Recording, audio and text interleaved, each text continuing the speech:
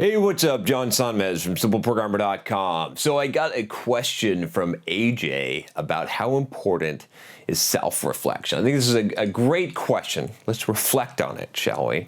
So AJ says here, "Hi John, thanks for answering some of my questions that you discussed earlier. I want to thank you for helping so many people out there in their lives and careers." Well, I appreciate that. I'm glad to do it, AJ. The last question you answered about living with parents helped me a lot. I think he's talking about this video on living with parents. You can check that out.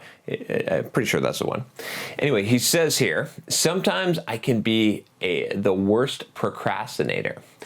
Your videos made me see that it's all in my mind. Nowadays, I enjoy my day and try to be more friendly/social and don't take things so seriously." That's good. I think there's a video I did about not taking things seriously or not taking yourself seriously. You should check that one out if you're too damn serious. How important do you think self-reflection is, John? AJ. So this is a really good question. I think this is, there's definitely a balance here, right? I think it's very possible to spend a lot of time or too much time in self-reflection and not get benefit from it. But at the same time, not enough people spend enough time in real valuable self-reflection. So there's always this sort of balancing question of how to do it and how valuable is it, and should you even worry about self-reflection. And I think there's plenty of people that will tell you, no, don't worry about it, don't introspect, don't do that, just live your life and be yourself and just be you. And they're wrong. That's stupid. That's really bad, and I'll tell you why. Because what you're supposed to do, right? If you want to have fulfillment in life, if you want to feel alive, you have to grow, right? Tony Robbins always says, if you're not growing, you're dying, right? He says that. So, and that makes a lot of sense, right? So you're not going to have growth, not real growth, without some amount of introspection, without some amount of self-reflection, without some amount of reality, right? I did a video that you might find useful about looking in the mirror, right? Being honest with yourself and facing the truth, basically looking in the mirror and taking a real honest account of what's going on. And so in that video, I talked about this idea, and I'll sort of reiterate it a little bit here. But commonly, what ends up happening, the reason why people sort of fail at self-reflection and that they don't have success with it is because what we tend to do as human beings, myself included, we all have this tendency, is we either tend to stick our head in the sand and ignore things. Right, that's one strategy that we use to not face the truth. And the second thing that we do is that we tend to justify, right? I did a pretty lengthy video on justifications, on not making justifications, not making excuses, right? Don't use justifications. And we usually do one of those two things. So we're confronted with an ugly truth, right? We look in the mirror, and sometimes it's a physical mirror, sometimes it's the mirror of our mind, and just seeing how we act and how we behave, and we tend to do one of those two things, right? We don't, purposely. How many of you have done this, right? How many of you have not stepped on the scale, right? Your bathroom scale, because you knew that it was going to tell you bad news. So that's sticking your head in the sand, right? If you got the information, you might be able to change, but you don't even want to see the truth. You don't even want to see reality, right? You won't even face it. So you're just sticking your head in the sand, right? Or maybe you've gotten bills in the mail, right? How many of you have done this and you don't open the bill, right? You don't look at it, or you don't check the mail because you know that a bill's coming, right? I've been in situations like this where I don't want to check my email because I know something bad is in there, right? And I avoid it. I'm sticking my head in the sand. I'm not facing the truth. I'm not facing reality. I want to ignore reality, and I want it to go away. Oftentimes, you may drink or smoke pot or do something else that's going to try to escape from reality. That's sticking your head in the sand instead of facing it, right? And then the second thing that we do is we justify, right? Again, you can watch the video on the justification, but essentially, we try to say, oh, this isn't a flaw, or this isn't a problem, or this is why. And we make make excuses for ourselves and we let ourselves off the hook.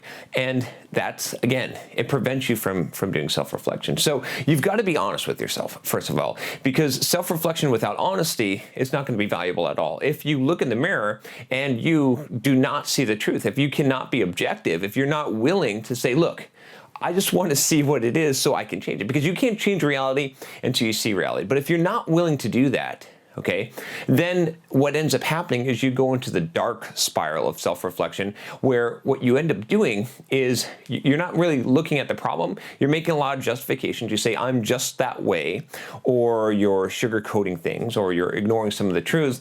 But then what you tend to do is you feel guilty, okay? I've done a video, I believe, on guilt, which you should check out here if you're having the problems of guilt.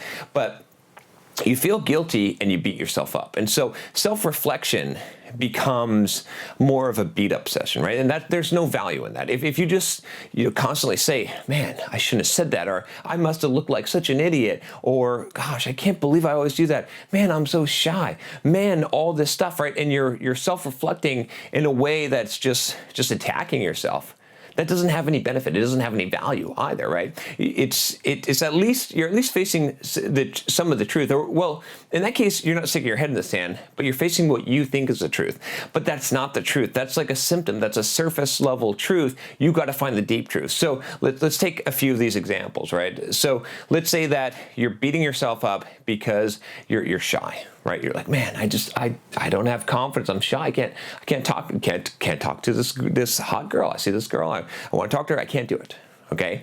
And so you beat yourself up and you're like, man, I'm just so shy. I don't have confidence. I don't have self-confidence, blah, blah, blah, blah, blah, blah. Okay. That doesn't help you. That's not self-reflection. What you're doing there is you're just turning yourself into a punching bag. True self-reflection would say, okay, that's the symptom. The symptom is that I'm acting in such a way that does not show confidence. I'm unable. I desire to do a thing. I desire to go and talk to this person, but I don't do it. That's the symptom. The question is why? What is preventing me? What is causing me? And then you look at that deeper and you say, look, well, here's the thing. I feel fear. That's interesting. I feel fear. That's okay. That's a human emotion. It's perfectly fine. Why do I feel fear in this circumstance? Okay, now that's a true self-reflection. Now you think about it and you say, that's interesting. Well, let me ask some more questions. Why do I feel fear? Maybe I feel fear because I'm afraid that I'm going to be rejected. Well, why would I be afraid of that? Well, in the past, I've been rejected in situations like this, or I just imagine that I will be rejected, right? So then you ask some more questions. Say, well, what caused that rejection? What do you think that was, right? And so you can start reflecting and asking these questions, and then you should get to a point, if you're doing good self-reflection, where you say, well, what can I fucking do about it, right? Because if you're just beating yourself up, if you're just asking questions, it doesn't matter, right? A good self-reflection session is saying, okay, here's the symptom. Here's the root cause of the symptom. This is what's causing it. And what am I going to do about it? It has to have that. If you don't have those components, right, you're not going to have any kind of benefit from that. Just beating yourself up, just ignoring problems, just twisting things around or making justifications, and just looking at the thing is not good, right? Failures are always beneficial if you learn from them. But if you don't learn from mistakes, if you don't learn from failures, they're no good. I'm going to point to a lot of videos in this one, link off here, but I did a video I was talking about my idea of creating a failure journal. And I've started doing that, right? I've got my journal here. And one of the things that I do every day when I journal in my journal, like one of the entries that I put in here is failure. I call it failure. Okay, and what I do is I say, okay, what did I screw up yesterday? What did I fail at? What kind of mistakes did I make? There's always mistakes. There's always some kind of failure, something that I screwed up. And then but I don't just stop there, right? I don't just identify it. I want to be, and I want to be very, very honest with myself. I want to make sure that I figure out what that failure is, but I can't just stop there. I got to say, now, what can I do to mitigate that problem? What caused that failure? I want to dissect that. I want to debug that and figure out what was the root cause there. And then I want to write down, what am I going to do? How am I changing it? What have I learned, right? What is the learning? What am I going to try differently so that I gain a benefit from that? And that's self-reflection. That's a valuable point of self-reflection because there's some action, there's something that's going to happen from that, right? If I take account of myself, right now, I was planning on doing a video on this where I look at and I say, look, what are your weaknesses, right? At the beginning of this year, actually, I did that. I went through and I said, okay, John, here's the thing, right? Let's just look, let's just evaluate. Where do you want to be and where are you? You know, from a emotional standpoint, where are you? How in control of your emotions are you? Where's your confidence, right? Can you what ability do you have to do some of the things that you want to do, right? I talk about, I'll get a link to a lot of videos here, but I did this talk on 5 soft skills every software developer should know.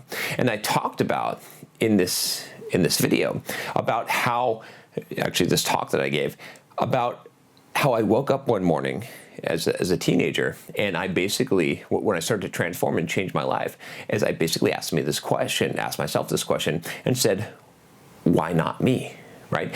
And when that question came into my mind, that right question, what it spurred in me was this idea that, okay, I need to figure out who do I want to be, right? And I took a mental picture in my mind, and I said, what do I want? I don't care where I am. Right? I don't care where I am right now. Forget about that. Forget about how hard I think it is. If I could be, not someone else, but if I could be me, the me that I want to be, the best version of myself, what does it look like? What is that person, how would I sound? How would I walk? How would I talk? What would I look like? What would I do? What would my mindset be? Okay, and I envisioned that person in my head, right? And I started pretending to be that person. I started acting as if I was already that person. And that caused that transformation. That was that self-reflection, right? And so when I look today, right, and when I look this year, I've got a vision. That vision's changing, right? But I always want to say, okay, honestly, what do I want to be? And what am I, right? You got to be able to do 2 things there. You got to be able to say, what is the ideal? What is the mold that you're shooting for? The best version of yourself, right? And then you got to be able to honestly evaluate and say, okay, how close are you in these areas? Where are you physically? Where are you mentally? Where are you spiritually? Where are you in your confidence? Where are you? Where are the flaws? Where are the chinks in your armor that you need to patch up? And then you can actually take action. Then you got to come up with a plan. And you're going to say, well, how are you going to fix those things? How are you going to fill in those holes? So I hope that helps you.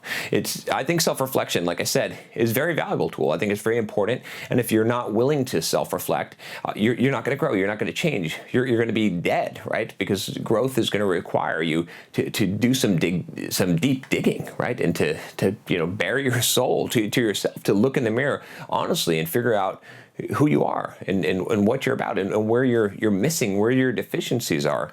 But you can't just stop there. And that's the key. That's the key thing that I think stops people. And it's why a lot of people say, oh, don't do that. Don't dwell on the past. Don't dwell on your mistakes. Don't dwell on your failures.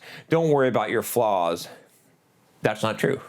That's a cop-out answer. If you're just going to beat yourself up, maybe that's good advice. But if you actually want to grow, if you actually want to progress, if you actually want to make it to the next level, you're going to have to be stronger than that. You're going to have to be tough enough to say, look, I don't care how fucking bad the truth is. Just give it to me. I want it. Just tell me. What the fuck is wrong, right? What is wrong with me? Let me see it. Let me take off my clothes, stand fucking stark naked in the mirror and look, see all the flaws and all the blemishes. I don't want to hide my face. I don't want to stick my head in the sand, but I'm not stopping there. Now I'm going to take an account. Now I'm going to take an inventory. Now I'm going to say, look, this is what I need to do. This is what I'm going to do. And I'm going to, it's going to take time. It's not going to happen overnight, but I'm going to work on these things. And you're constantly doing that, knowing that you're going to constantly have to improve and that you're never going to be there, but you're always going to, in fact, every year, every day, you should set that vision of who you want to become just a little bit further, right? Because what happens when you get there, right? I've gotten to where I wanted to be so many times in my life, but every time I pushed it out just a little bit further. I think there was a very interesting talk that Matthew McConaughey did. I saw where I think he was getting an Academy Award, and he talked about, I think they asked him who his hero was, and he said it's himself 10 years from now. And when he got there, or when he's getting close, it's himself 10 years from now. And I thought, damn, that's why that guy is so damn successful, is because that is the right attitude. That is the right mentality to have, because you're never going to get there, right? But if you're always putting that aim of where you want to go just a little bit further out, and you've got the vision, you're gonna execute, you're gonna step into it. It's just when you don't have the vision and you don't have the fucking balls really to see reality and to see truth and to take action towards it, then you're not gonna go anywhere. You're not gonna grow. You're gonna fail. You might as well not self-reflect if you're not gonna actually take action, if you're not actually gonna do that. So there you go. That's what I got to say about self-reflection. I hope that helps you, and I hope that you can do it and be successful at it. If you like this video, if you want to get more videos, if you want to self-reflect, see me self-reflect. That's what I do a lot on this YouTube channel. A lot of this is my own self-reflection, just giving you the inside scoop on it. Click that subscribe button below if you haven't already, and I'll talk to you next time. Take care.